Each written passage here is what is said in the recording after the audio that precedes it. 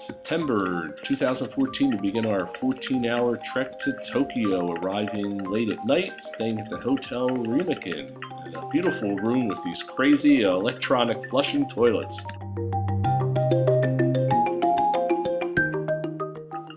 So we woke up early today on a rainy day and went to Suzuki Fish Market, the world's largest fish market in Tokyo. Headed to Ginza Station.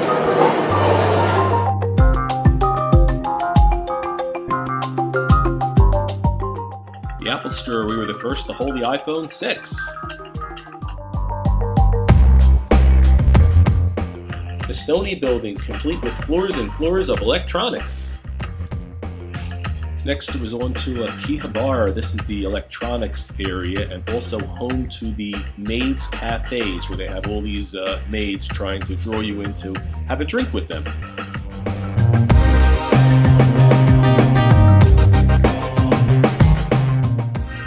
Asakasa, home to the famous Sensoji Temple, beautiful temple area with a nice looking pagoda as well in Asakasa.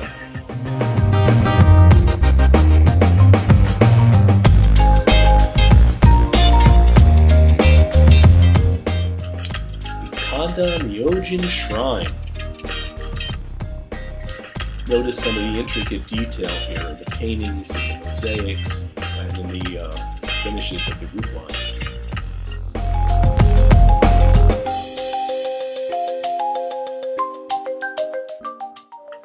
Next, it was on to Shinjuku, which is the financial capital of Tokyo and also one of the world's largest train stations. 2.5 million people a day go through here, but it's also home to the large buildings of Tokyo, and we climbed one of them, actually took the elevator here, 45th floor, which overlooks Tokyo, and beautiful sight all over Tokyo, Japan, even up to Mount Fuji on a clear day. Shibuya.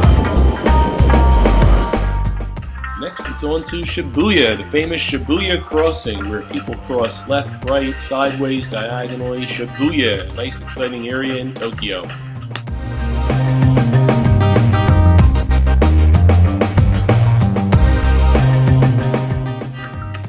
Now it's on to Harajuku for the famous Meiji Shrine and the infamous Harajuku girls dressed in their crazy little outfits imitating animated figures. Harajuku was also known for its crepes, its ice cream and sweet topping crepes. Wow, was that good.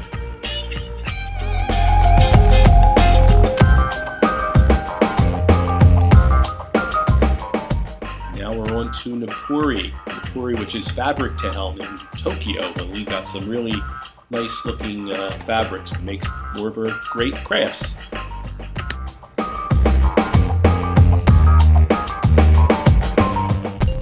And it's day 5 already. We're on the bullet train to Kyoto, where we're going to spend a few days exploring things, and right now we're enjoying the views from the train, including Mount Fuji. Look at this beautiful view of Mount Fuji there in the background. Now, after arriving in Kyoto, there's our hotel at the Kyoto station. Grabbed some bicycles and went for a nice tour of downtown Kyoto on bicycle. We went to a number of interesting little shrines.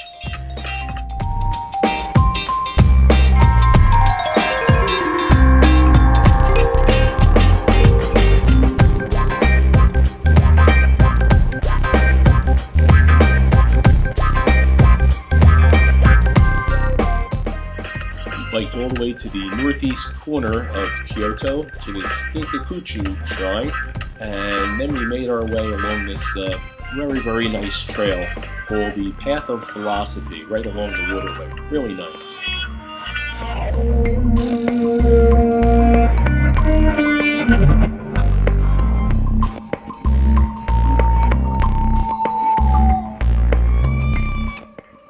Kyoto is mostly preserved by the Allies during the bombing, and therefore a lot of the temples remain intact. So this is really more like the old world Japan, whereas Tokyo is completely rebuilt.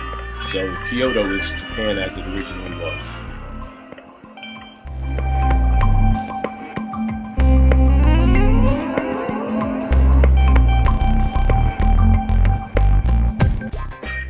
we biked our way over to Xi'an, which is home to the geisha girls, many of them are dressed in their original costumes, and it's very authentic Japan. Gion.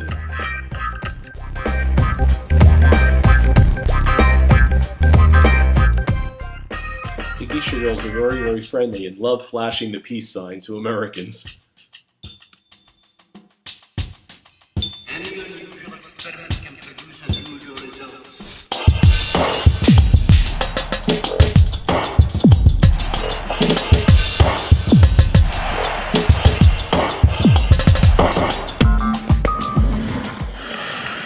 Day 6, and it's the bullet train on to Hiroshima, and specifically Miyajima Island.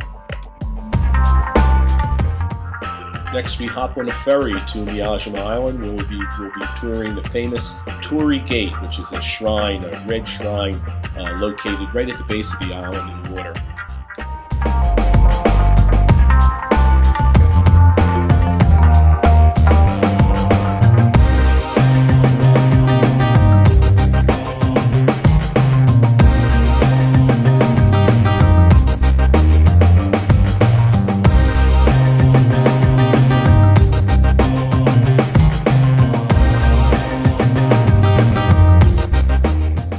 So after walking through the village, we made our way towards the Torii Gate and onto some trails overlooking some beautiful shrines.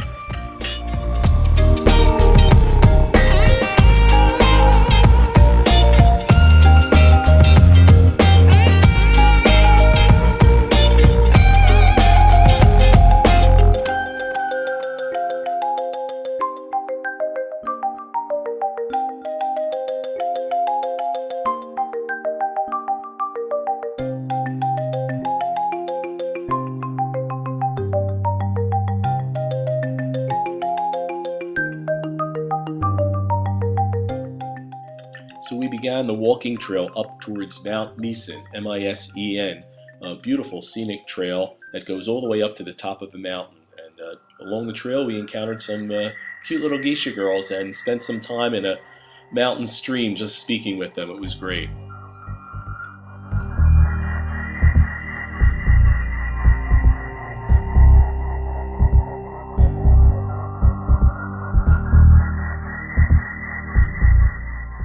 So finally, we made our way to the Miyajima Ropeway, which is really just a cable car that took us to the top of Mount Misen, where the views are absolutely really spectacular on this beautiful day.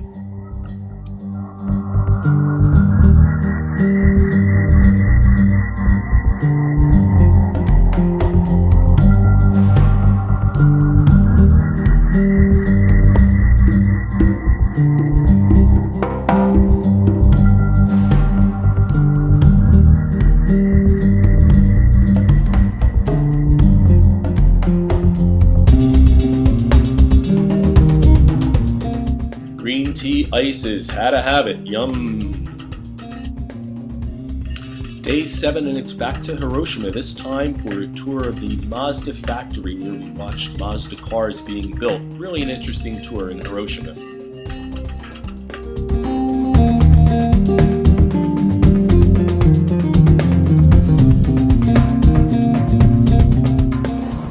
After the Mazda tour, it's back on the train to Hiroshima's Peace Park,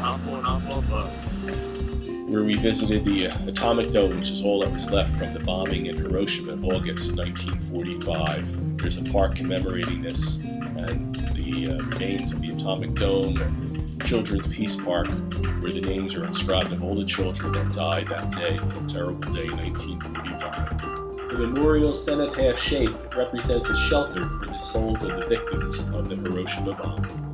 The Peace Memorial Museum contains many of the horrific artifacts left from the devastating bomb that destroyed all of Hiroshima, killed thousands and thousands of people. In fact, there are some guides who were volunteers who are some of the survivors from the terrible bombing, and they give a voice to some of the suffering that took place there, and yet they don't hold much animosity towards us. They understand the bombing and realize that many, many more would have died had that bombing not happened. It's Day 8, we're back in Kyoto for a tour of the Imperial Palace with its ornate buildings yet very simplistic architecture. Beautiful palace grounds.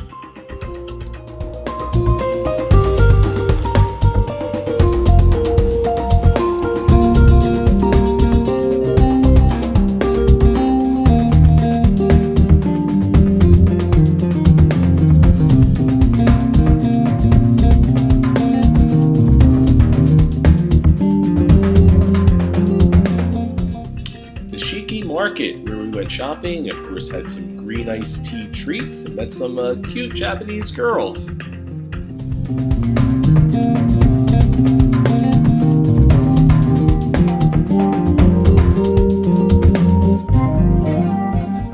So this is Old World Kyoto, left intact, the traditional wooden frame homes, the geisha girls, Old World Kyoto that was essentially left unscathed by the bombing of World War II.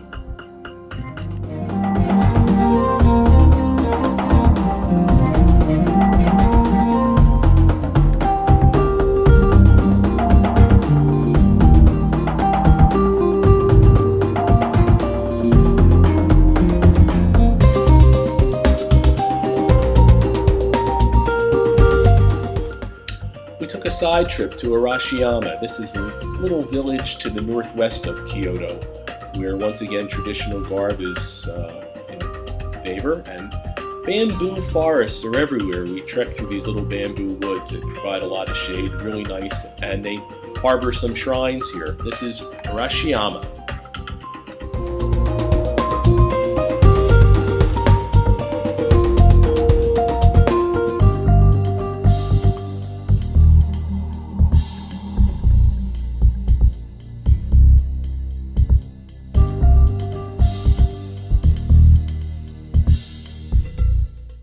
So it's day 9 and we're off on an adventure today to Mount Hakone in the Mount Fuji area. We're going to grab a train first to Mount Gora, and then we're going to continue climbing where we next take a funicular that goes up the mountain further. And the funicular is going to take us to Suzane, where next we board a ropeway to a Wakadani. These are cable cars that take us even further up the mountain. And a Wakadani is home to these thermal springs, mountain springs. Smells terrible from sulfur, but very, very interesting, where there's tons of volcanoes underneath.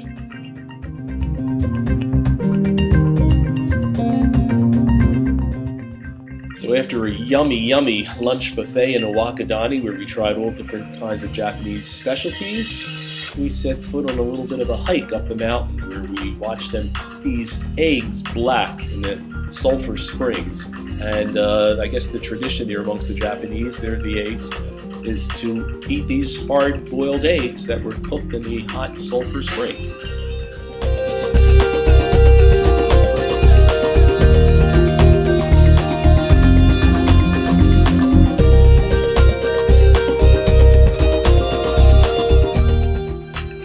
Black eggs, and even black ice cream.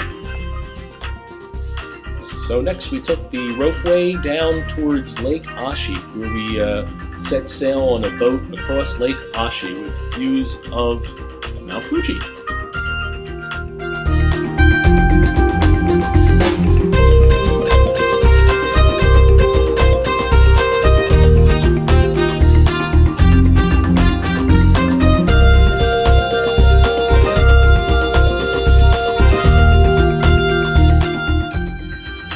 Sailed across the lake to the small village of Hakone Machi. They have here the original feudal toll gate that they used in ancient days to cross the lands.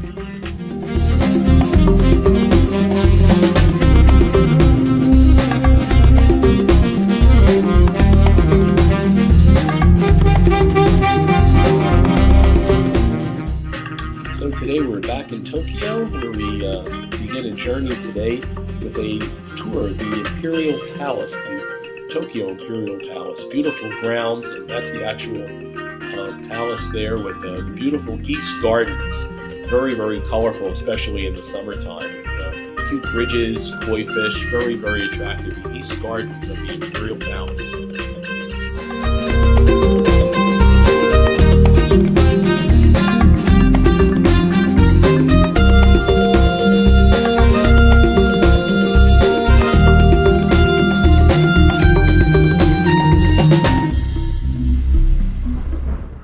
The Imperial Palace of Tokyo sits right in the center of the city, much like Central Park in New York. And the actual palace, which is depicted here, is very, very plain and simple, being rebuilt in 1965.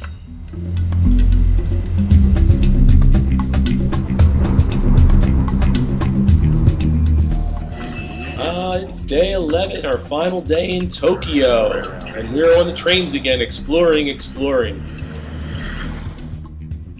But now it's about the food, all about the food. Look at it, all different kinds. It's amazing. Food halls in the bottom of all these department stores, sushi that you couldn't imagine, breads, cakes, pastries. The food is so delicate, so beautiful looking. It's actually too pretty to eat in many cases, but it's as delicious, if not more so, than it looks. The food in Tokyo and all of Japan, for that matter, is truly amazing. Unique dishes, all freshly prepared, absolutely scrumptious, delicious.